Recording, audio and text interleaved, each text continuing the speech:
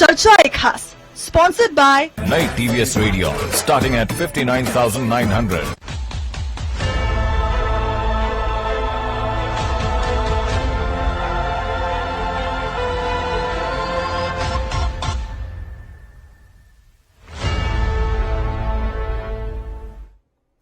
वंदे मातरम। आप सभी का नेटवर्क 10 के खास कार्यक्रम चर्चा खास में स्वागत है। मैं हूं परविंदर गोस्वामी और आज हम बात करेंगे उत्तराखंड की। उत्तराखंड के मुख्यमंत्री त्रिवेंद्र सिंह रावत ने पिछले कुछ दिनों में कई बड़े फैसले लिए हैं।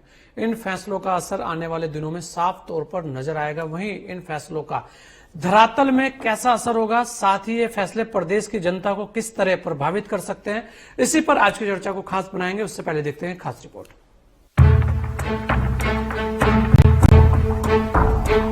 देखिए, जो कल कैबिनेट ने निर्णय लिया है महिलाओं की सह खातेदारी को लेकर के, ये मैं समझता हूं कि इन 4 सालों का सबसे बड़ा रिफॉर्म है। और ये रिफॉर्म केवल उत्तराखंड तक सीमित नहीं रहेगा, ये पूरे देश में जाएगा। उत्तराखंड में मुख्यमंत्री त्रिवेंद्र सिंह रावत की अध्यक्षता में हुई कैबिनेट में कई ऐसे फैसले लिए गए हैं जो भविष्य के लिए एक अच्छी बुनियाद के तौर पर देखे जा सकते हैं। राज्य में खासकर महिलाओं और युवाओं के लिए स्वावलंबन और आत्मनिर्भर बनाने की दिशा में ऐसी नीतियां बनाई गई हैं जो धरातल पर उतरकर राज्य के सपनों को पूरा कर सकती है। देखा गया है कि जिस नारी शक्ति के आंदोलन से राज्य बना, उस नारी ने इन पहाड़ की विषम स्थितियों में अपार दुख उठाए हैं। इसलिए यहाँ के लिए विकास के लिए कोई खाका तैयार हो, इसमें नारी के उत्थान और सुरक्षा के साथ उसकी आजीविका का ध्यान होना जरूरी है। इसलिए राज्य सरकार अब महिलाओं को संपत्ति में सह खातेदार बनाने जा रही है। इस कदम से महिलाएं पति की पैतृक संपत्ति पर सह खातेदार होंगी। महिला सशक्तिकरण की दिशा में कई कदम उठाए जा रहे हैं। इसी तरह हल्द्वानी के दौरे पर गए मुख्यमंत्री ने जिस तरह घसियारी योजना को लाने की बात कही है, वह उत्तराखंड के लिए एक नई तरह की पहल है। पहाड़ी इलाकों में कई बार महिलाओं के पहाड़ों से फिसलने, हिंसक पशुओं के जरिए घायल होना, पेड़ों से गिरने जैसी तमाम घटनाएं सुनने को मिलती हैं। महिलाओं के जीवन से जुड़े कई पहलुओं पर सरकार घसियारी योजना को सामने ला रही है। राज्य सरकार ने इसके अलावा कैबिनेट में जो अहम फैसले लिए हैं, उसमें बिजली बिल के भुगतान में लेट फीस माफ की गई है। इससे करीब 6 लाख बिजली उपभोक्ताओं को फायदा होगा। यह सुविधा आदेश के बाद 3 महीने तक जारी रहेगी।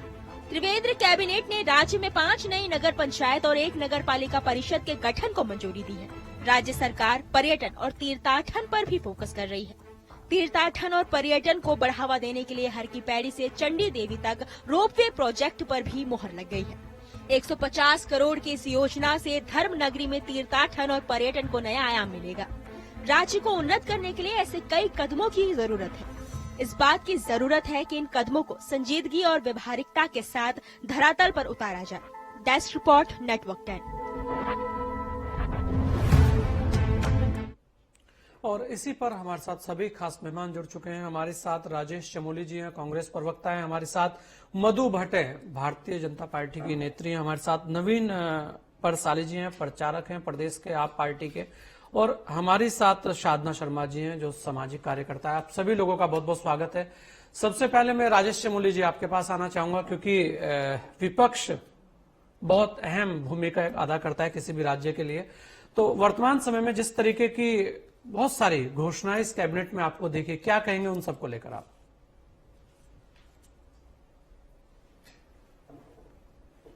देखिए प्रवीण जी, अब असली बात यह है क्योंकि ये सरकार जाने वाली है। 4 साल लगभग सरकार के पूरे हो चुके हैं और अब ये सरकार सिर्फ घोषणावीर, लास्ट का जो साल होता है वो चुनावी साल होता है। उस चुनावी वर्ष को देखते हुए माननीय मुख्यमंत्री जी और उनकी जो कैबिनेट है वो अब सिर्फ घोषणाएं पे जोर दे रही है कि किस प्रकार घोषणाएं की जाए। आप देखिए 4 साल में राज्य में, अगर मैं सीरियल वाइज अगर काउंट करूं तो स्वास्थ्य का आप हाल देखिए। राज्य में जो स्वास्थ्य की सेवाएं हैं, तमाम रूप से लचर स्वास्थ्य सेवाएं चल रही हैं। आपने तमाम समाचार पत्रों में देखा होगा, आए दिन सड़कों पर महिलाएं जो गर्भवती सड़कों पे गर्भ धारण कर रही है। ये स्थिति राज्य की है। देहरादून जैसा वेलनेस सेंटर यहाँ पे आज स्थिति डमाडोल है। देहरादून का सबसे बड़ा हॉस्पिटल जो दून हॉस्पिटल, जैसे सरकारी हॉस्पिटल जहां से तमाम जगह से हम रेफरल सेंटर कह सकते हैं दून हॉस्पिटल को, उसकी स्थिति ऐसी है कि वहां आए दिन ऐसी अप्रिय घटनाएं घटती हैं जिसमें जो बड़ा विचित्र दिल को मतलब दहला देता है। ये हाल स्वास्थ्य का है। इससे पूर्व में 108 के कर्मचारी आंदोलन पे थे, उनको निकाला गया। 108 की गाड़ियां जगह जगह खड़ी हैं। ये हाल स्वास्थ्य का है। यही दूसरा हाल आप देखिए शिक्षा में तमाम जो स्कूलों में है टीचर नहीं है, वहां पे विद्यालयों में कई जगह आपने उच्चीकरण कर दिया, लेकिन हो क्या रखा, जहां इंटर कॉलेज किया वहां हाई स्कूल से ऊपर टीचर नहीं है। ये स्थिति आपकी शिक्षा की है। अब मैं अगर आगे बात करता हूं बेरोजगारी में, तो उत्तराखंड में लगभग अगर आप देखा जाए तो 15 से और 20% के आसपास बेरोजगारी दर पहुंच चुकी है। अगर 1.25 करोड़ की अगर यहाँ की आबादी है तो लगभग 15 से 20 लाख युवा हमारे आज बेरोजगार हैं। और साथ में जब उत्तराखंड में जब आप देखें पूरे देश भर में आपदा, ये जो कोरोना की आपदा आई थी, आपदा ही कहूंगा, लेकिन इसमें लगभग 8 से 10 लाख प्रवासी हमारे उत्तराखंड आए, वो फिर वापस जा चुके हैं। तो पलायन भी हमारा चरम पे, फिर इसी सरकार के समय में चरम पे है। बेरोजगारी में हम टॉप पे हैं, 23% बेरोजगारी के साथ पूरे देश भर में हम पे एक कलंक के रूप में माननीय त्रिवेंद्र रावत जी ने हमारे माथे पे एक बेरोजगारी का दाग लगा दिया है। महंगाई आप देखिए कि जो सिलेंडर जब हमारे टाइम पे सिलेंडर 350, 390 या 400 रुपए का हुआ करता था कि बीजेपी वाले सड़कों पे आ जाते थे, किस प्रकार एक प्रदर्शन करते थे। कई जगह तो मैं देखा कपड़े उतार के भी ये लोग प्रदर्शन करते थे, लेकिन आज 800 रुपए का सिलेंडर हो चुका है। आपका सिलेंडर के साथ पेट्रोल के दाम देख लीजिए। देहरादून में अगर देखूं तो देहरादून में 89.13 देहरादून में आज पेट्रोल के रेट हैं। डीजल भी 81 रुपए पार कर चुका है। और देश में तो शतक जो कहते हैं शतक जीवी जो आज माननीय प्रधानमंत्री बन चुके हैं, पेट्रोल 100 रुपए लगभग कई जगह कई राज्यों में पार कर चुका है।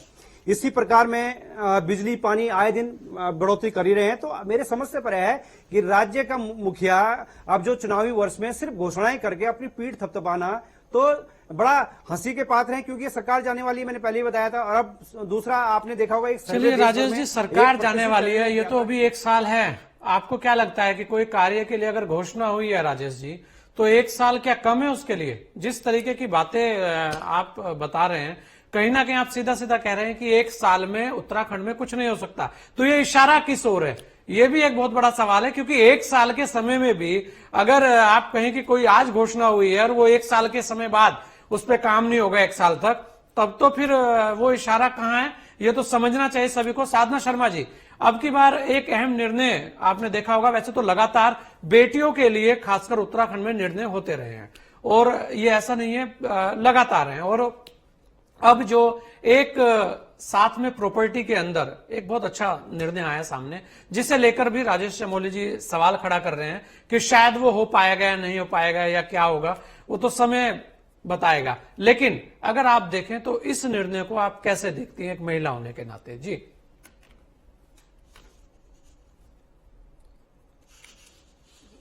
ये बहुत स्वागत योग्य फैसला है अगर इम्प्लीमेंट होता है ठीक से तब, क्योंकि हमें अपनी ब्यूरोक्रेट्स के ऊपर थोड़ा सख्ती रखनी पड़ेगी, क्योंकि उसको इम्प्लीमेंट ठीक से किया जाए।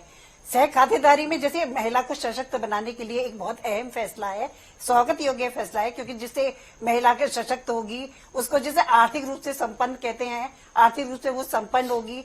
और जैसे और भी फैसले लिए गए, जैसे ब्याज के उसमें दिया गया है कि ब्याज ऋण मुक्त दिया जाएगा, उसको ब्याज दिया स्वयं सहायता समूह के लिए, जो और भी ब्याज के लिए अहम फैसले हैं, अच्छे फैसले हैं। लेकिन ये है कि उसको इम्प्लीमेंट कैसे किया जाएगा, क्योंकि जब कई बार ऐसा होता है कि कानून तो बहुत सारे बन जाते हैं, जैसे दहेज का भी कानून है, कन्या भ्रूण हत्या का भी कानून है, बलात्कार का भी कानून है, इतने सारे कानून हैं, लेकिन उनके इम्प्लीमेंट के लिए महिला भटकती ही रहती है और भटकते भटकते उसकी उम्र इसी बात में निकल जाती है, उसको नहीं होता। अभी मैं आपको बताऊंगी कि मेरी ही जानकार एक महिला है, वो उसके पति की डेथ हो गई और जब उसकी ससुराल थी उसके वहां पे भी ससुर जी की डेथ हो गई है। तो वहाँ सास और बहू का इतना ज्यादा वो है कि उन्होंने बहू को घर से बाहर निकाल दिया और बहू जगह जगह भटक रही है, सारे ब्यूरोक्रेट्स के पास चली गई है, कोई आयोग नहीं छोड़ा उसने, महिला आयोग। चलिए, महिलाओं की समस्याओं से तो बहुत सारी चीजें हैं, वो कानून अपना काम करेगा और कानून को करना भी चाहिए। उसके अलावा अगर आप देखें साधना जी, एक और योजना घसियारी योजना आई है, उसको लेकर भी बहुत सारी बातें हुई हैं, उसे लेकर आप क्या कहना चाहेंगे?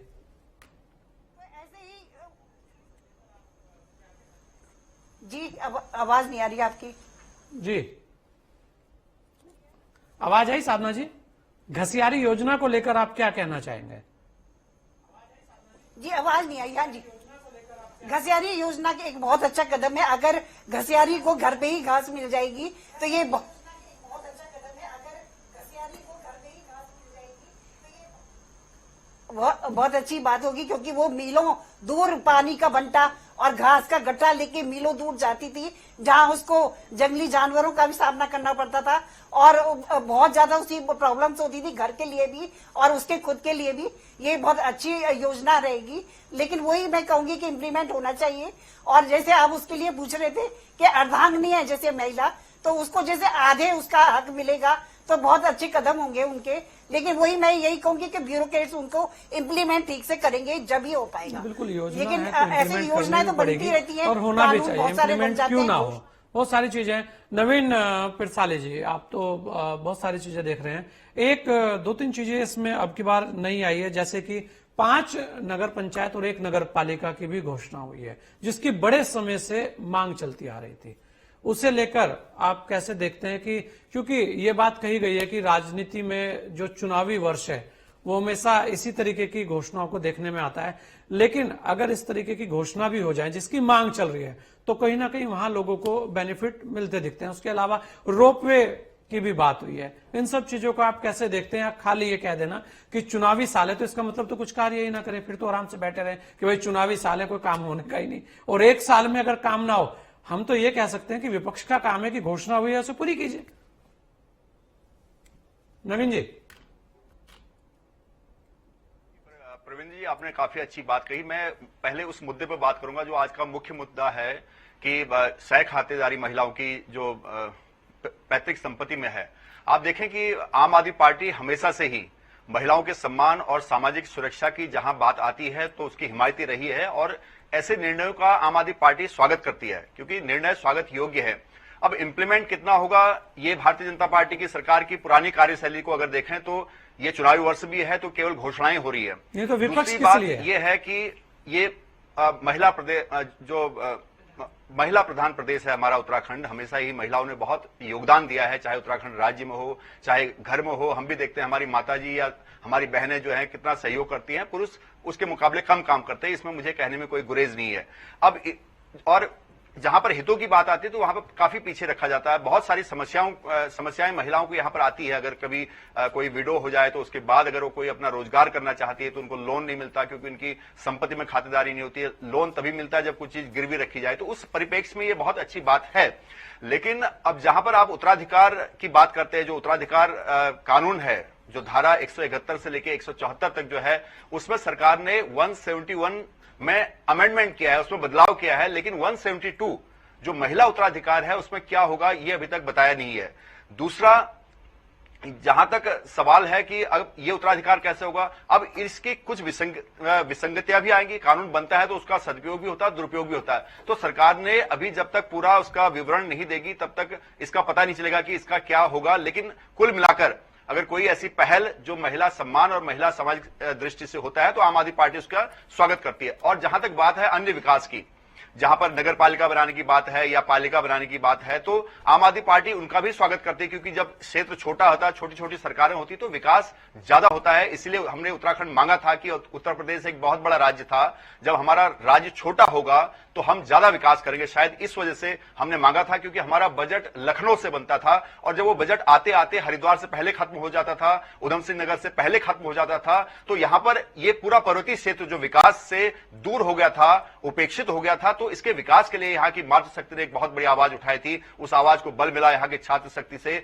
और तमाम बुजुर्ग बच्चों ने, सभी ने एक सुर में उत्तराखंड मांगा था। लेकिन जिस अवधारणा के साथ उत्तराखंड की परिकल्पना की गई थी, मैं समझता हूं कि हम उस अवधारणा से बहुत पीछे हो गए और जिसकी सीधे तौर पर जिम्मेदार भारतीय जनता पार्टी और कांग्रेस की सरकारें रही हैं। और जहां तक बात है प्रदेश के विकास के लिए, यह चुनावी वर्ष है। आप देख रहे हैं कि मुख्यमंत्री की रेटिंग बहुत घट गई थी और सबसे फिसड्डी मुख्यमंत्री इस प्रदेश के पूरे भारतवर्ष के त्रिवेंद्र सिंह रावत जी कहे गए हैं।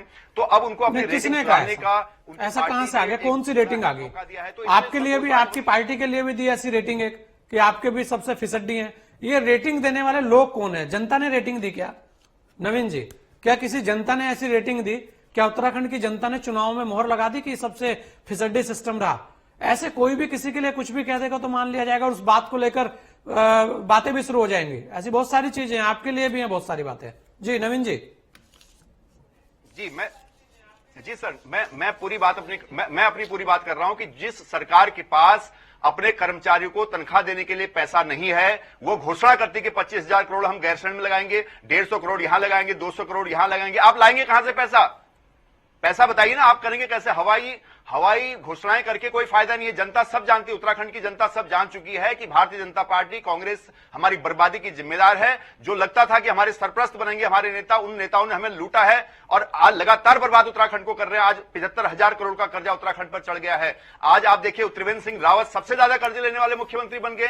50 डिपार्टमेंट अपने पास रखे, सारा बंदरबाट हो रही। कर्जा किस प्रदेश पे नहीं है नवीन जी? जनता तो टैक्स दे रही, जनता चाय पी रही, टैक्स दे रही, जनता साबुन खरीद रही, उसका कर्जा किस प्रदेश पे नहीं है? जनता खाली कर रही है। तो इन नेताओं ने, जो भारतीय जनता पार्टी कांग्रेस की सरकार रही, उन्होंने खजाना खाली किया है। तो आज सरकार के पास कोई नहीं, केवल हवाई घोषणाएं कर रही सर, केवल हवाई घोषणा है, कुछ नहीं हो सकता बाकी इसके। चलिए, जब विपक्ष ये कह रहा है हवाई घोषणा, आप ये तो कहते नहीं हो कि अगर कोई घोषणा हुई है उस पर काम होना चाहिए, बल्कि उसे हवाई कहकर खुद अधिकारियों को मौका दे देते हैं कि वो ना रहे, और फिर कहते हैं विकास नहीं हुआ, और जो विकास हो रहा है वो दिखता भी नहीं है। मधु जी, क्या जवाब देना चाहेंगे? राजेश चमोली जी ने भी बहुत सारे सवाल उठाए हैं और नवीन जी ने भी बहुत सारे सवाल उठाए हैं। मधु जी,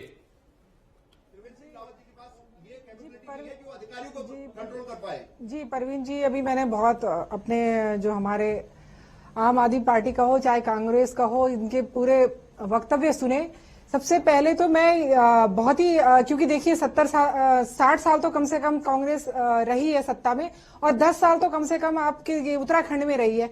तो इन्होंने क्या इस उत्तराखंड राज्य को दिया है, ये मुझे ज्यादा बताने की आवश्यकता नहीं है, क्योंकि ये पूरा, क्योंकि जनता, ये लोकतंत्र है और जनता इसका जवाब उनको समय समय पर देती रहती है। दूसरा मैं कहना चाहूंगी, क्योंकि देखिए महिला के अधिकारों की आज यहाँ पे जो डिबेट रखी गई है, महिलाओं से संबंधित ये डिबेट रखी गई है, और महिलाओं के लिए, क्योंकि हम लोग सभी महिलाओं के लिए ये बहुत ही गौरव की बात है, और हम धन्यवाद करते हैं माननीय मुख्यमंत्री जी का कि उन्होंने इतना अच्छा सह खातेदार महिला को दिया है, क्योंकि आधी आबादी जो है उत्तराखंड की वो महिला है, और महिला प्रधान ही ये देश है। महिलाएं यहाँ पर, हम जब सड़कों पर उतरे थे इस राज्य की, जो हमने जो एक परिकल्पना की थी, यही इसकी एक मूलभूत जो आवश्यकता थी, यही थी कि यहाँ का एक विकास हो, यहाँ का जो हमारी जो भौगोलिक इतनी सुंदर जो हमारी प्रकृति है उसका विकास हो। इसके लिए योजनाएं बननी चाहिए, और वो योजनाएं आज हमें चाहे अटल जी ने इस राज्य को देकर ये राज्य का सपना साकार किया। आप कहें माननीय मोदी जी जब से आए, आप देखिए केदारनाथ हो या बद्रीनाथ हो या चारों धामों का एक विकास हो रहा है, क्योंकि विकास इतना तेजी से हो रहा है। आप इससे पहले कहे कि रेलवे लाइन किसने बिछाने की कभी सोची, क्योंकि अभी देखिए आप लगातार रेलवे लाइनें बिछ रही हैं। आप ऑल वेदर रोड, आप जाएंगे पहाड़ों में, चारों तरफ विकास ही विकास और ऑल वेदर रोड चल रही है हमारे लिए, क्योंकि विकास एक मूलभूत जो हमारी जो आवश्यकताएं हैं वो पूरी हो रही है। और महिलाओं के लिए बहुत ही आवश्यक है कि अगर उसको संपत्ति में अधिकार मिलता है तो पैतृक संपत्ति में उसको अधिकार दिया जाता है। ये हमारे लिए एक बहुत ही बड़ी पहल है, और हम उसमें उनका अपने मुख्यमंत्री जी का बहुत धन्यवाद करते हैं कि उन्होंने इतनी एक इमोशनल, मैं कहूंगी एक भावनात्मक उनकी जो सोच थी उनको उन्होंने पूरा भी किया। जहां तक क्योंकि अभी हमारे जो कांग्रेसी भाई कह रहे थे नहीं जी मैं ये कहना चाहती हूँ, देखिए आप दूसरे तरीके आरोप लगा रहे हैं। माननीय जो मुख्यमंत्री जी हैं वो लगातार जनता के बीच में संपर्क बनाए हुए रखते हैं, जनता की जो मूलभूत आवश्यकताएं उसको पूर्ति करने में लगे रहते हैं। आप देखिए, चाहे शिक्षा हो, चाहे स्वास्थ्य हो, आप देखिए चाहे वो हेली सुविधा हो, हर प्रकार से, क्योंकि पूरे उत्तराखंड में हमने एक संचार का जो एक माध्यम जो जाल सा बिछाया है। आप अगर घेस का भी अगर हमारा मटर होता है तो आज वो विदेश तक में जाता है। अगर यहाँ की कोई पहाड़ी उत्पाद है तो उसको हम आराम से, चाहे विदेशों तक उसकी भारी डिमांड है। आपका यहाँ का कावदा, झगड़ा, मंडवा जो हमारा है वो देखिए, उत्तराखंड की जितनी सुंदर जो जड़ी बूटियां हैं वो सब आज पूरे विदेशों तक जा रही हैं। आप कोरोना काल में कहेंगे तो मैं कोरोना काल में भी हमारे जितने भी डॉक्टर हैं, हमारे उत्तराखंड के जो जितनी आयुर्वेदिक दवाइयां कोरोना काल में जो बनी है आप देखेंगे उत्तराखंड में कोई इतना बड़ा आंकड़ा नहीं रहा, हम लोग इससे अछूते रहे हैं। जो इतनी बड़ी महामारी थी उसमें हमें हर प्रकार से सुविधाएं दी गई, हर प्रकार से, चाहे कोई भी अस्पताल हो, अगर आप अस्पताल में जाएं, चाहे आयुर्वेदिक दवाई जाए, चाहे होम्योपैथिक दवाई जाए, हमने उनका बिल्कुल भरपूर इस्तेमाल किया है। और उसके लिए हम बिल्कुल क्योंकि सुरक्षित रहे, क्योंकि जो साल पिछले साल गया वो बहुत ही ये पूरे विश्व के लिए ये एक बहुत ही निराशाजनक साल रहा है। लेकिन अब अगर हमने उसको भी हमने पार किया है। और हम अगर आप देखेंगे, अगर हमारे उत्तराखंड के आंकड़े देखेंगे, अगर विकास के आंकड़े देखेंगे तो ये बिल्कुल चहुमुखी विकास हो रहा है हर क्षेत्र में। शिक्षा के क्षेत्र में कहो, चाहे आप कहो कि स्वास्थ्य के क्षेत्र में, अगर अटल आयुष्मान योजना के तहत हमने कितने सारे लाभान्वित किए हैं। अब हार्ट की सर्जरी, अरे उस समय क्यों इतनी मुश्किल होती थी, 2-2.5 लाख का बिल एक सर्जरी उसको स्टेंट लगाने में आ जाता था। आज आप फ्री में इलाज हो रहा है। तो देखिए विपक्ष के पास तो कोई मुद्दा ही नहीं रह गया है। आपको देखिए भाई, हमने डॉक्टरों की डिमांड पूरी की है। आप इसको देखिए, आप पार्टी का आप पार्टी का तो यहाँ कोई खाता भी नहीं खुला है। दवा का हमने भरपूर, भारतीय जनता पार्टी को मिला हुआ दवा का भरपूर। देखिए नवीन भाई, हमने पूरी आपकी पूरी बात आराम से सुनी, आपने आरोप लगाए, हम उन आरोपों का आराम से जवाब दे रहे हैं। गलत आप गलत बोल रहे थे, मैं चुपचाप सुन के आपकी पूरी बातों का पूरा जवाब दे रही हूँ। आप बोल रहे थे, अब क्योंकि आपका कुछ भी नहीं। आप देखिए ना, अरे कितना अगर हम आंकड़े देरी लगेंगे तो आप पूरी डिबेट इसी बात में चली जाएगी। हम तो ये कह रहे हैं, इससे पहले आपने खैर दिल्ली का क्या हाल किया, किस प्रकार से वहां पे किस प्रकार से अप्रवासी लोग, मजदूर लोग क्या हाल किया आपने, उनको बॉर्डर पे छोड़ दिया, मरने के लिए छोड़ दिया। आप उसका जवाब दीजिए ना, अब क्या किया उन मजदूरों के साथ जो बाहर से आए थे। हमने त्रिवेंद्र सिंह रावत जी को चिट्ठी लिखी थी, अगर आपके बस का नहीं उनको लाना जो भी आया हो, हमने हर मजदूर को, कोई भी भूखा न रहे, उसको भोजन की व्यवस्था की, उसको निःशुल्क भोजन दिया। हमारी किट लगी, मोदी किट चली, हमको भोजन दिया। आपने क्या किया, हमने मास्क वितरण किया। आप क्या बात करते हैं, आपने हजारों मजदूरों को बॉर्डर पे जाके छोड़ा मरने के लिए, आपने कोई व्यवस्था नहीं करी। आप यहाँ पे जवाब देने के लायक नहीं है, आप जवाब देने के लायक नहीं है। किस प्रकार की बातें करते हैं हमारे पास, लैब नहीं थी, मैं बता रहा हूँ आपको। ये बिल्कुल आपको मानना पड़ेगा, आपके पास यहाँ पर कोई भी लेना देना नहीं रहा है। आपका कोई कार्यकर्ता यहाँ पर नहीं दिखा। आपके पास अगर दिल्ली संभाले थे, देखिए नवीन जी, आज महिलाओं की बारी है और जिस तरीके से आज मधु भट्ट जी ने तेवर दिखाए हैं, ऐसा लग रहा है कि वो तैयारी पूरी करके आई हैं। लाखों मजदूरों को इन्होंने मरने के लिए छोड़ दिया, भूखा छोड़ दिया, उसका जवाब दे रही है। आप दिल्ली में थे, वहाँ क्या हुआ, वहाँ किस प्रकार की स्थिति रही। और हमने हर कोई भी व्यक्ति भूखा न सोए, इसके लिए हम लोग लगातार काम करते रहे, चाहे हमारी सरकार हो, चाहे हमारा पार्टी का कार्यकर्ता हो, लगातार सेवा के भाव से काम करता रहा। इस प्रकार से और आप दिल्ली को देखिए, आप दिल्ली संभालिए। अभी देखिए, अभी चमोली में अभी आपने देखा होगा, रैणीगांव में लगातार मुख्यमंत्री वहीं बैठे हुए हैं, लगातार हमारे माननीय प्रधानमंत्री लगातार मॉनिटरिंग कर रहे हैं। आप क्या कर रहे हैं वो सब देख रहे हैं। आप पार्टी में आपने दिल्ली का क्या हाल कर दिया, आपने दिल्ली का क्या हाल कर दिया, ये सब जानती है। आप हर जगह से 11,000 कुछ जनता को दे रहे हो आप। अरे नवीन जी थोड़ा अपने अंदर भी देखिए। नवीन जी पहले आप दिल्ली संभालिए, दिल्ली को देखिए। दिल्ली की जनता ने आपको जो मत दिया, आप पहले उसका सम्मान कीजिए। आप वहाँ देखिए, यहाँ बोलने से कुछ नहीं होगा, यहाँ जनता सब जानती है। आप बोलते रहिए।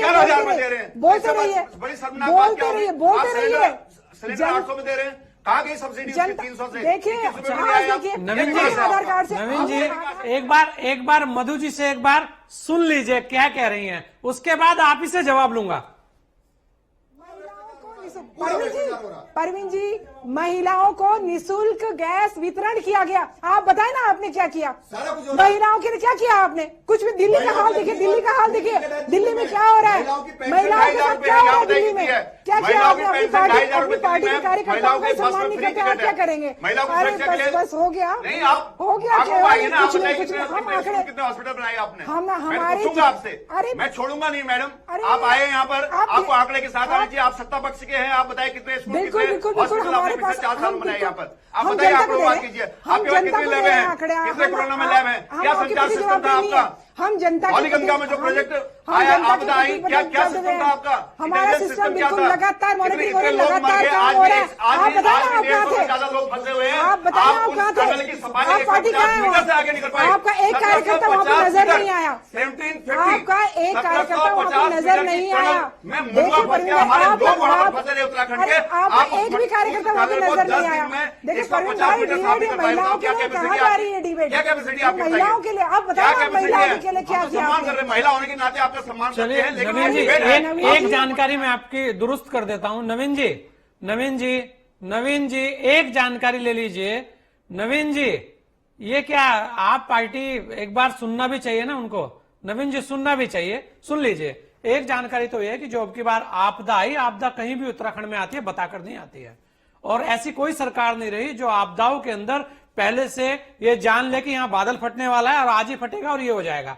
तो इस तरीके के आरोप प्रत्यारोप लगाने की जगह आप देखिए कि काम अच्छा हो रहा है, क्योंकि जो लोग वहां काम कर रहे हैं, जो हमारे जवान वहां काम कर रहे हैं, उनका मनोबल गिरता है। आपको पहले उस स्थिति परिस्थितियों को देखना चाहिए, जानना चाहिए, क्योंकि पहाड़ जो है वो दिल्ली नहीं है, वहां बहुत अलग तरीके की स्थितियां रहती हैं, अलग तरीके की चुनौतियां हैं। तो ऐसे में शब्दों का चयन अच्छा होना चाहिए और ऐसा लगना चाहिए कि कहीं ना कहीं जो हमारे जवान वहां काम कर रहे हैं वो लोग सही से अपना काम कर पाए, वरना वो भी राजनीति के शिकार हो जाएंगे। आपदा कभी बताकर नहीं आती। बहुत सारी चीजें हैं और बहुत सारी बातें हैं, अभी बहुत सारी बातें। नवीन जी, आपके गुस्से में जितनी भी बातें हैं वो सब रखवाएंगे, आज अपनी सब बातें रखिएगा। और क्योंकि लग रहा है मधु जी भी तैयार होकर आई है और राजेश जी देखिए मंद मंद मुस्कुरा रहे हैं, शायद बहुत कुछ चीजें एक साथ सामने रखेंगे। योगेश भाई, ब्रेक के बाद मैं आपके पास आऊंगा, लेते हैं एक छोटा सा ब्रेक, जल्द लौटेंगे आपके बीच।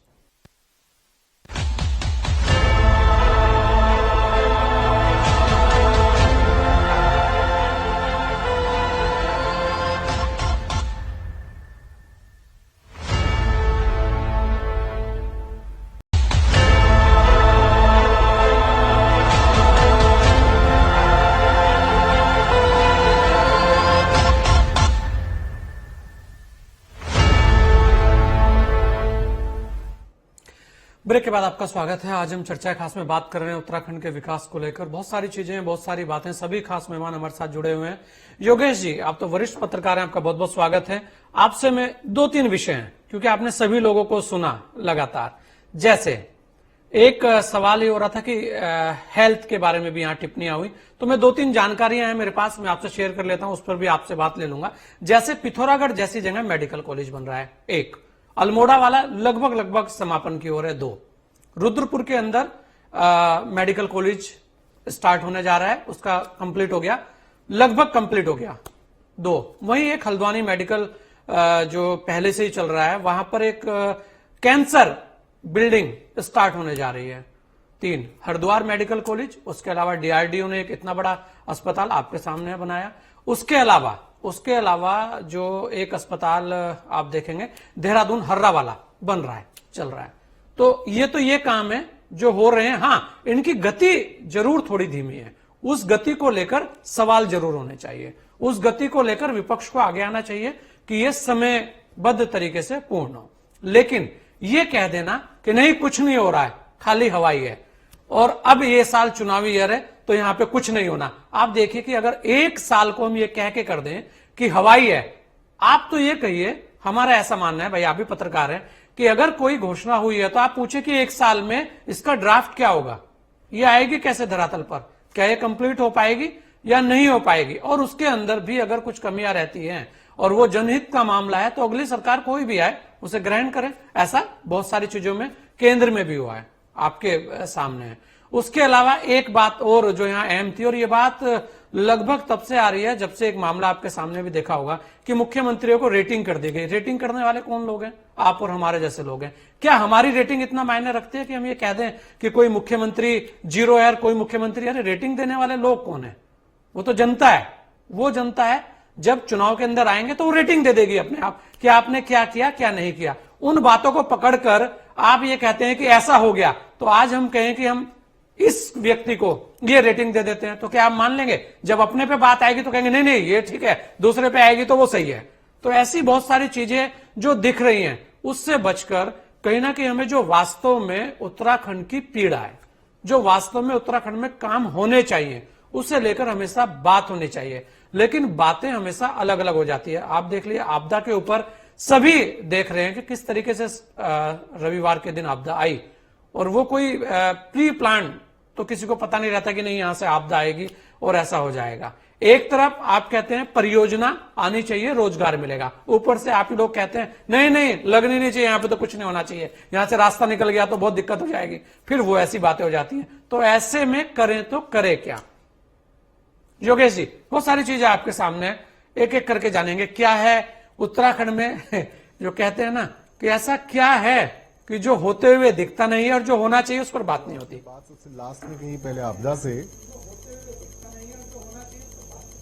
जो आपने सबसे पहले लास्ट में जो बात करी आपदा में, पहले उसमें मैं कुछ पॉइंट जोड़ना चाहूंगा।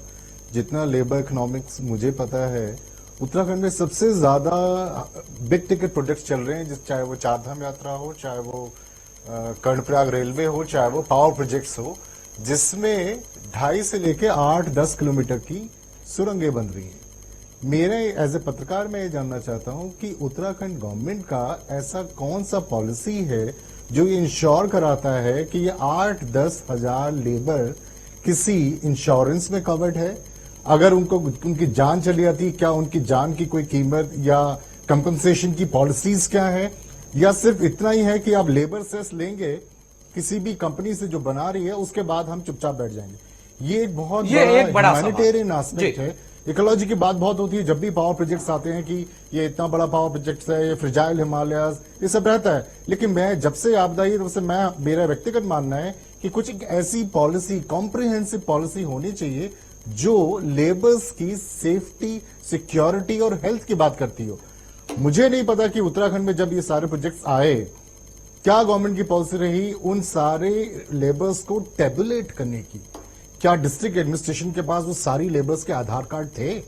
क्या उनकी डिटेल्स थी? नहीं थी शायद, और शायद उत्तराखंड गवर्नमेंट के पास भी नहीं थी। इसी का रीजन है कि आज हमारे पास जो बॉडीज हैं, जितनी भी बॉडीज है उसमें कम से कम 25 से 30 बॉडीज ऐसी जिनको हम आइडेंटिफाई नहीं कर पा रहे। तो ये किस चीज को इंडिकेट कर रहा है? ये इस चीज को इंडिकेट कर रहा है कि हमारे यहाँ जितना भी डेवलपमेंट वर्क्स हो रहे हैं उसमें जो लेबर कंट्रीब्यूशन हो रहा है, उसमें जो रजिस्ट्रेशन है लेबर का वो नहीं हो रहा। बेसिक ये बड़ा सवाल है। एक एनटीपीसी ने एक लेबर को दिया है, ये एक एस्पेक्ट है जो अब इमीडिएटली मेरे को कंसर्न आया अभी बात जैसा आपने पॉइंट आउट करा। दूसरी एक और बड़ी अच्छी इंपॉर्टेंट बात आपने अभी रेस करी, रेटिंग्स की, मीडिया द्वारा रेटिंग्स की। मैं खुद मीडिया से हूं, 20 साल से मैं खुद एक हार्डकोर जर्नलिस्ट हूं, लेकिन मेरा मानना है ये जो रेटिंग का गेम होता है, जो रेटिंग का एक ट्रेंड है कि आप एक सैंपल सर्वे लेते हैं ऑल ओवर इंडिया का। कितना सैंपल सर्वे लिया होगा जिस भी चैनल ने लिया होगा? 2000, 20,000 आदमियों का ओपिनियन, और उत्तराखंड के हिस्से में कितने आए होंगे? मैक्सिमम 300 लोग आगे होंगे। 300 लोगों का ओपिनियन के बेस पे हमने अगर पूरा रेटिंग दे दिए तो मैं इसे बहुत ही फ्लूइड मानता हूं। मैं नहीं मानता हूं कि बिल्कुल टू द पॉइंट है। परसेप्शन जो होती है वो चेंज होती रहती है। ठीक है, अगर जैसे सर्वे आया था मीडिया का जिसमें उन्होंने बोला कि भाई उत्तराखंड का CM is lowest in the rating, that is fair, मतलब वो उनका अपना एक पर्टिकुलर उस पॉइंट पर रहा होगा। लेकिन ये एक बहुत ही सब्जेक्टिव और बहुत ही डिबेटेबल मैटर है, इसको हमें इतना ज्यादा ओवर एम्फसाइज नहीं करना चाहिए। अब आ जाती है तीसरी बात जो आपने पॉइंट आउट करी कि जो हेल्थ का एस्पेक्ट है। हेल्थ में कोविड की तैयारी किसी ने नहीं करी थी दुनिया में। हमें मतलब उत्तराखंड छोड़िए, पूरे इंडिया में किसी की तैयारी नहीं थी, किसी के पास वैक्सीन नहीं थी, किसी के पास इनॉकुलेशन का कोई एसओपी नहीं था। उत्तराखंड में जो सबसे बड़ा क्राइसिस हो गया कोविड में, वो कोविड नहीं हुआ, वो माइग्रेशन, रिवर्स माइग्रेशन हो गया, जो बाहर से लोग इधर वापस आ रहे थे। उनको कैसे आपने इनॉकुलेट करा, कैसे आपने उन्हें क्वारंटाइन करा, ये सब चैलेंजेस हमारे पास थे। हॉस्पिटल बनाना, मेडिकल इंस्टीट्यूट्स बनाना बहुत अच्छी बात है। वो एक एस्पेक्ट है, एक इंडिकेटर है कि आप एक मेडिकल हब बनना चाहते हैं।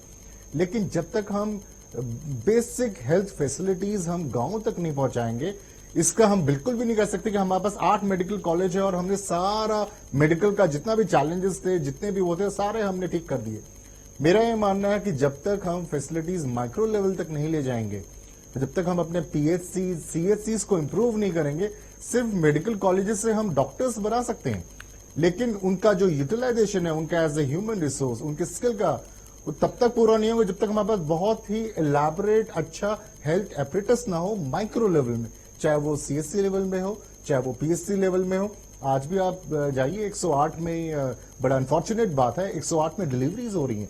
ये कितना बड़ा मतलब कितना बड़ा it's a big shame, like जिससे पता चलता है कि हमारा हेल्थ का infrastructure is still in tatters. मतलब उसका अभी सिर्फ एजुकेशन इंस्टीट्यूट्स या मेडिकल कॉलेजेस खोलने से उसका सॉल्व नहीं होने वाला है।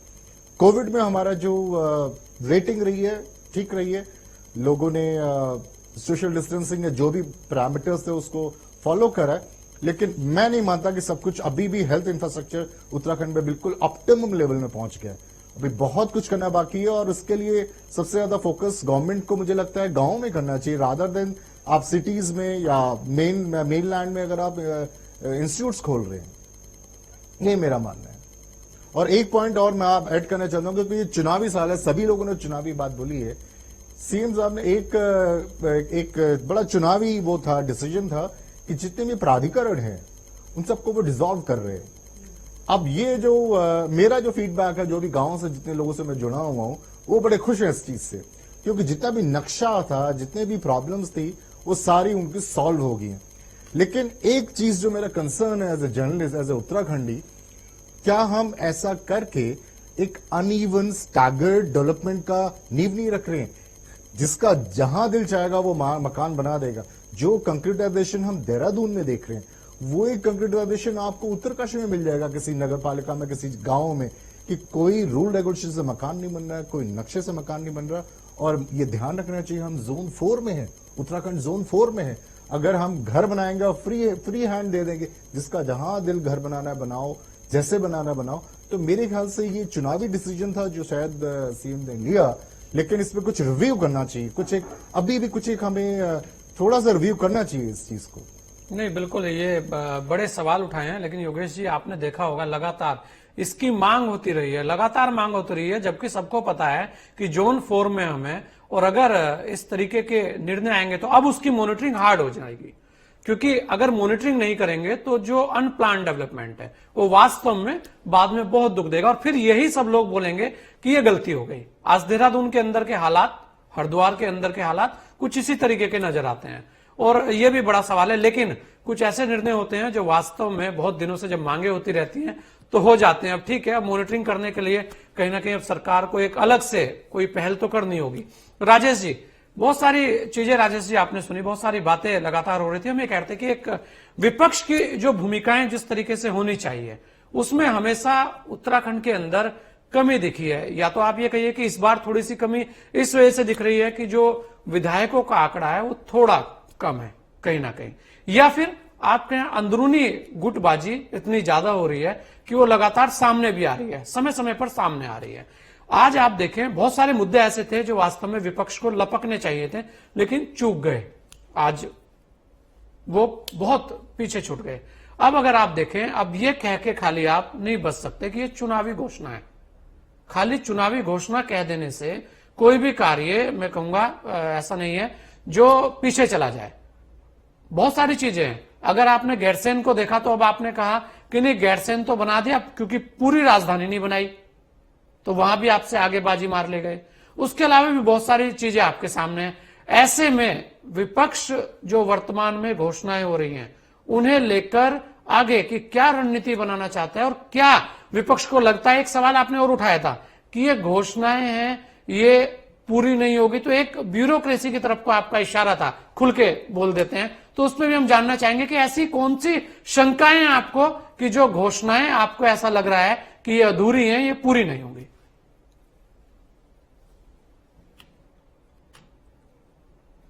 देखिए प्रवीण जी, मैंने शुरू से ही कहा है कि राज्य की जो मूलभूत सुविधाएं हैं, शिक्षा, स्वास्थ्य, पलायन और रोजगार, ये 4-5 चीजें ऐसी थी जिन पे हमें शुरू से काम करना चाहिए था। 4 साल का वक्त जा चुका है, मुख्यमंत्री जी के पास पूर्ण रूप से 4 साल का वक्त था और बहुत अच्छे मतलब डबल इंजन, ट्रिपल इंजन, हर प्रकार का इंजन माननीय मुख्यमंत्री जी के पीछे लगा हुआ था। लेकिन ये 4 साल गंवाना और 1 साल जो कोरोना काल का, जिसमें माननीय मुख्यमंत्री जी को जगह जगह क्षेत्रों में जो वेलनेस सेंटर थे, कोरोना सेंटर थे, वहां जाके देखना चाहिए था क्या स्थिति है। लेकिन जैसे अभी हमारे आदरणीय योगेश जी ने बताया कि बहुत दयनीय स्थिति में लोगों ने वीडियो बना के सोशल मीडिया पर जारी किए कि हमें ऐसा खाना मिल रहा है, हमें ऐसा मिल रहा है, ये प्रकार चीजें हम, ये विपक्ष ने क्या, विपक्ष ने हमेशा जनता के मुद्दों को सड़क से लेकर सदन तक पहुंचाने का काम किया है, चाहे वो शिक्षा का हो, स्वास्थ्य का। हम आए दिन हर मुद्दे को, राज्य के जो प्रमुख मुद्दे हैं, जनता से जुड़े मुद्दे कौन रखेगा? अगर विपक्ष नहीं रखेगा तो कौन काम तो सरकार ने करना है, ब्यूरोक्रेसी ने करना है। मुख्यमंत्री जी की बातें जब ब्यूरोक्रेसी सुन नहीं रही है तो कौन काम करेगा?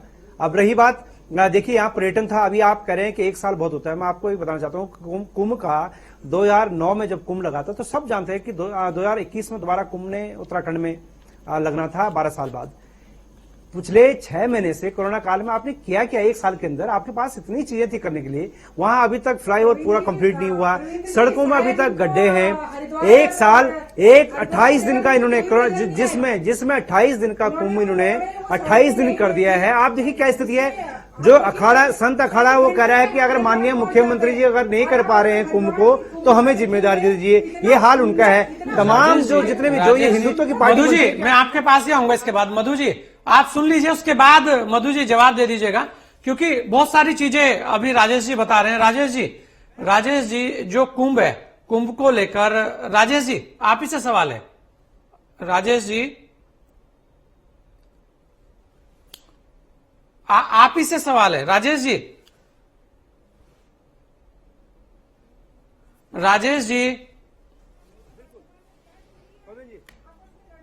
मैं ये कह रहा हूं कि कुंभ को लेकर जो आपने बात की है, क्या आपको पता था कि कुंभ जो है अब कोरोना जैसी महामारी तब तक रहेगी? एक तरफ तो आप ही लोग कहते हैं कि व्यवस्थाएं, जो हेल्थ सेक्टर है वो कमजोर है, और ऐसे में अगर कुंभ को कुंभ की भव्यता के साथ करेंगे तो इसकी क्या गारंटी है राजेश जी कि वहां पर उस तरीके की अव्यवस्थाएं देखने में नहीं आएगी? क्योंकि कोरोना बताकर नहीं आ रहा है, तो ये भी बहुत सारी चीजें हैं, उससे भी ध्यान में रखना चाहिए। आम आदमी के लिए देखिए, आप आम आदमी जो तेल लेता था 90 रुपए से लेकर 150 रुपए पहुंचा दिया है। हम तो लगातार हर मुद्दे को उठा रहे हैं। बेरोजगारी में टॉप पे पहुंचा दिया माननीय मुख्यमंत्री जी। 23% की बेरोजगारी के साथ ये हमारे माथे में एक कलंक लगा दिया कि देश में सर्वाधिक बेरोजगारी उत्तराखंड में है। पलायन की आप स्थिति के लिए, पर्यटन में आपने जबरदस्ती जो 4 धाम यात्राएं थी पुरानी चीजों को ठीक करने में, व्यवस्थित करने में लगे हुए जो लोग थे उनको आपदा के समय में कहाँ थे? हम तो कह रहे हैं लेकिन आज देखिए बार कह रहा हूँ, स्वास्थ्य का हाल देखिए, चाहे हमारे प्रधानमंत्री जी हो, चाहे हमारे मुख्यमंत्री जी हो, लगातार आपका क्षेत्र में है। शौचालय और आपके समय में क्या हाल था? सब शौचालय मुख्यमंत्री का पता, डॉक्टर ना आपके प्रधानमंत्री का पता। आपके पास 3 दिन तक सड़कों पे राजेश जी को याद दिलाना चाहूंगी। मधु जी मैं आपके पास आता हूँ, एक बार मैं जरा नवीन जी से बात कर लेता हूँ। राजेश जी जरा नवीन जी से भी सुन लेते हैं, जरा क्या कहना चाहेंगे। नवीन जी बताइए। नवीन जी, बहुत सारी चीजें आपकी अधूरी रह गई थी, क्योंकि जब आप बोलेंगे उसके बाद में मधु जी से लूंगा सारे जवाब, कम से कम तब। मधु जी आप 2 मिनट दे दीजिए, अंतिम समय में आप ही पूरा बोल लीजिएगा। बताइए नवीन जी, बोलिए। आपको क्या है कि कांग्रेस 60 साल में क्या? अरे आपको सारी लोकतांत्रिक व्यवस्था। नवीन जी बहुत सारी बातें आपकी रह गई थी। हाँ बोलिए नवीन जी, बोलिए।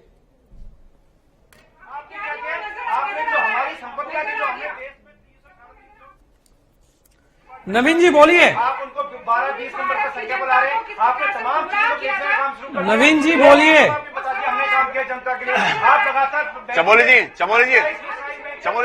एक सवाल। मधु जी राजेश जी एक बार जरा नवीन जी की भी सुन लेते हैं। चमोली जी आप एक बात बता दीजिए सर। 1.5 लाख करोड़ का इन्वेस्टमेंट उत्तराखंड में कराया। चमोली जी मधु जी आपसे भी सवाल आएगा, वही सवाल आपसे भी आएगा। आपसे बात नवीन जी बोलिए। मधु जी सुन लीजिए, अभी तब आप ही जवाब दे दीजिएगा। मधु जी सुन लीजिए, राजेश भाई सुन लीजिए, राजेश भाई सुन लीजिए, आपकी बातें सारी सुनी जा रही हैं, जवाब तो ले लीजिए।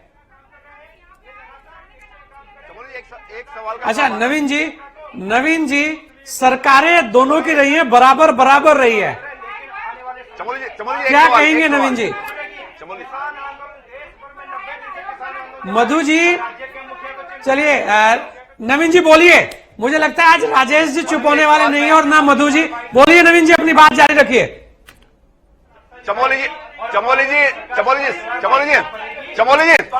चमोली जी आप एक बात बताइए कि आपके मुख्यमंत्री हरीश रावत जी ने गंगा जी को एस्केप चैनल क्यों कर दिया था?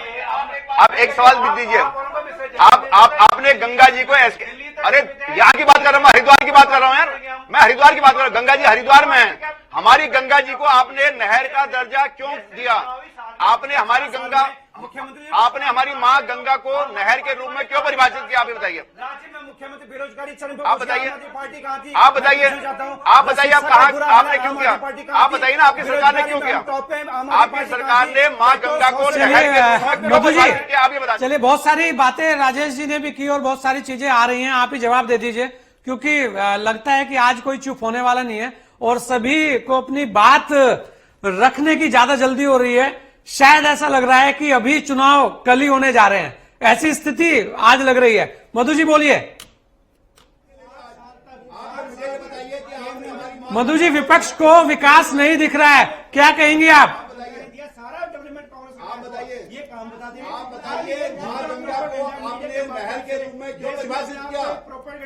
मधु जी विपक्ष को विकास नहीं दिख रहा है, क्या कहना चाहेंगे आप? विपक्ष को विकास नहीं दिख रहा है, क्या कहना चाहेंगे आप? विकास को तो कुछ अगर मैं अपने राजेश भाई जी यहाँ पे बैठे हैं, अगर मैं इनको कहती हूँ कि पूरे उत्तराखंड का आप एक दौरा तो करिए, आप देखिए, और पिछले 5 सालों का देखिए और अभी का देखिए कितना विकास हुआ है। अगर आप देखेंगे तो अगर पलायन की बात करें, रिवर्स पलायन भी हुआ है। आज गांव-गांव में होम स्टे योजना के तहत हमारे जो बेरोजगार थे वो आज देखिए सुंदर घर बन गए। आप देखिए ना, हमने पूरा सर्किट बनाया है, पूरे चारों धामों को लेकर हमने जो विकास की योजना जो बनाई है वो बिल्कुल जनता को नजर आ रही है। इनको नजर नहीं आएगी, वो जनता को नजर आ गई है। अगर आप देखेंगे, अस्पताल हो, डॉक्टर हो, इंजीनियर हो, हमारी माताएं बहनें हर प्रकार से, चाहे बड़े शांत थे, आज क्या हो गया? हर प्रकार। राजेश जी बड़े शांत स्वभाव से सारी चीजें सुनते थे, आज मुझे लगता है कि बात कुछ और है। अभी चुनाव दूर है, 1 साल है यार। अब इनके पास मुद्दा विहीन हो गई है, इनके पास कुछ नहीं है। आप देखिए ना कितना को मिला, 25 से 30 लाख का। आप देखिए ना, 25 लाख रुपए का आरोप है मुख्यमंत्री ने सीधे हाईकोर्ट ब्याज मुक्त ऋण दिया है युवाओं को लगातार हम ऋण योजना हमारी बनी है। महिलाओं के लिए हमने ऋण मुक्त जो है ब्याज दिया है। हर प्रकार से विकास हो रहा है। आप पहाड़ में जाइए, पहाड़ की स्थिति देखिए। और आज यहाँ जो पलायन करके चला गया था, जो युवा आया है वो अब यहाँ से नहीं जा रहा है, अब उसको यहाँ सुंदर लग रहा है। आज बहुत सारी चीजें हैं, बहुत सारी बातें हैं। कम से कम जब मैं कहूंगा राजेश जी और नवीन जी, मधु जी, कम से कम जब विकास को लेकर कोई बात हो तो सुन लेनी चाहिए, उस पर चर्चा कर लेनी चाहिए। शायद बहुत सारे समाधान, बहुत सारी बातें सामने आ जाएं। लेकिन लगातार राजेश जी आप भी लगातार बोले जा रहे हैं, नवीन जी भी लगातार बोल रहे हैं, और ये कहीं ना कहीं आप ही की जो बातें हैं वो सामने नहीं आ पा रही। आप जवाब तो लीजिए राजेश जी, जवाब तो लीजिए। खाली अगर बोले जाएंगे राजेश जी,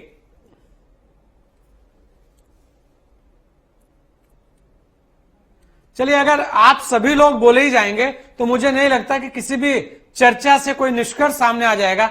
योगेश भाई, समय अब कम है, क्योंकि बहुत सारे लोग, बहुत सारी बातें तो लगातार, कोई रुकने का आज नाम नहीं ले रहा। सबको ऐसा लग रहा है कि कल ही चुनाव है और कल ही अपनी तरफ से जाकर बहुत सारी चीजें सामने रख दें और जनता कल ही फैसला दे दे। इस तरीके का माहौल कुछ देखने में आ रहा है। योगेश भाई, एक चीज है, अगर आप देखें, एक निर्देश मुख्यमंत्री जी ने दिया कि जो घोषणाएं हैं वो समयबद्ध तरीके से पूरी कीजिए।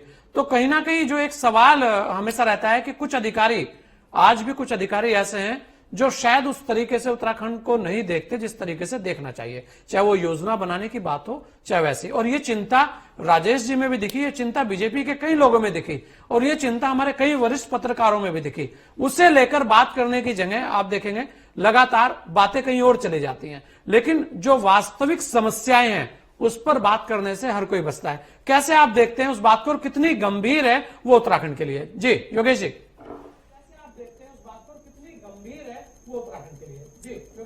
देखिए, एक चीज है, ये परसेप्शन तो है उत्तराखंड में, बड़े अनफॉर्चुनेट बात है कि ब्यूरोक्रेसी जो है वो बहुत हावी होती है सभी नेताओं पे भी और मिनिस्टर्स पे भी।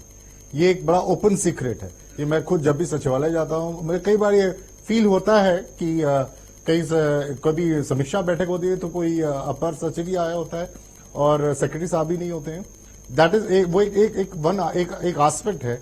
लेकिन कल जो कैबिनेट में डिसीजन हुआ है, जो जिसपे मेन डिबेट था और जो मुझे भी एज ए इंडिविजुअल बड़ा अच्छा लगा, कि जो खातेदारी की बात हुई है महिला की, ये एक बड़ा अच्छा डिसीजन है। हालांकि इसके साथ चैलेंजेस बहुत सारे हैं जी। आपको पता होगा, जैसे नॉर्मल हिंदू सक्सेशन राइट जो लॉ है 57 से पहले हमारे इंडिया में कई सारे रीजनल लॉज थे, उनको कोडिफाई करा गया था कि कैसे लैंड का सक्सेशन होना चाहिए। 56-57 में हुआ था, उसके बाद अमेंडमेंट 2005 में हुआ। लेकिन 2020 में अब और क्लियर हो गया, अब महिलाओं को राइट है पैतृक और सेल्फ एक्वायर्ड दोनों में। लेकिन उत्तराखंड के कॉन्टेक्स्ट में ये बहुत इंपॉर्टेंट है। उत्तराखंड के कॉन्टेक्स्ट में, जैसे मैंने खुद देखा अपने अमा बाबू के टाइम से ही, जितने भी एग्रीकल्चर है उसका फेमिनाइजेशन हो गया है। गांव में सिर्फ महिलाएं काम कर रही हैं, सिर्फ महिलाएं ही जोत रही हैं, चाहे हल हो चाहे गुड़ाई हो, सब कुछ महिलाएं कर रही हैं। लेकिन उसका जो लैंड ओनरशिप है, जो लैंड होल्डिंग जो भी है, उसमें उसका नाम नहीं है। अब सरकार ने ये जो डिसीजन लिया है, ये है तो बहुत अच्छा डिसीजन, लेकिन इसके जो चैलेंजेस हैं वो बहुत ज्यादा है। उसकी मॉनिटरिंग होनी चाहिए। रिकॉर्ड में कैसे कोडिफाई करेंगे?